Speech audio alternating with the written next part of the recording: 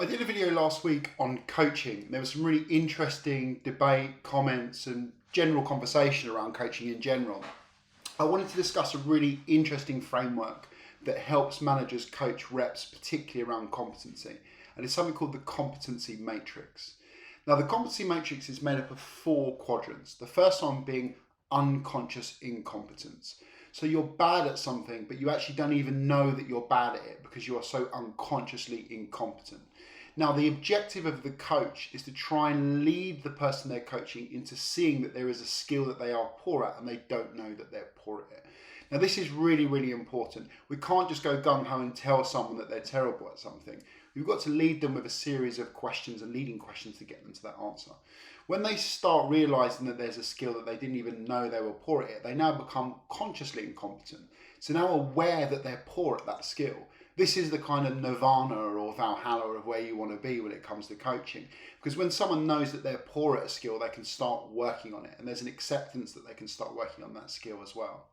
Now, this for me is always the most interesting one because this is where you start seeing kind of retroactive diagnosis of performance, where people turn around and say, oh, I did that thing that I always do, or I did that thing that we discussed before. So they're now aware where they're going wrong. Now, when that's coached enough, the time between them making the mistake and correcting the mistake becomes smaller and smaller and smaller until eventually they don't need to correct the mistake, they just do it the right way. And this is called consciously competent.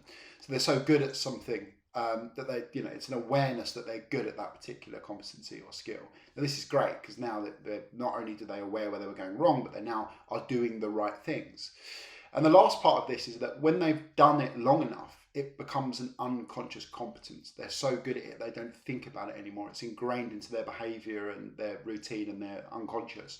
Now, a really good way of thinking about this is driving, right? When you first start driving, you don't even know where to put your booty when you're sitting in the car. And then within time, you pass your test and you pass your theory test and you realize where you've been going wrong with all of these skills.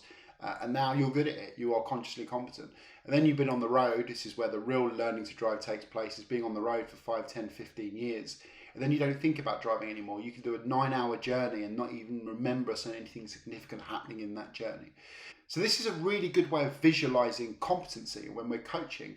It's about alerting someone to a problem that they may not even know they have through a series of questions to get that realization in them. Then helping them see where they go wrong until eventually they're good at it.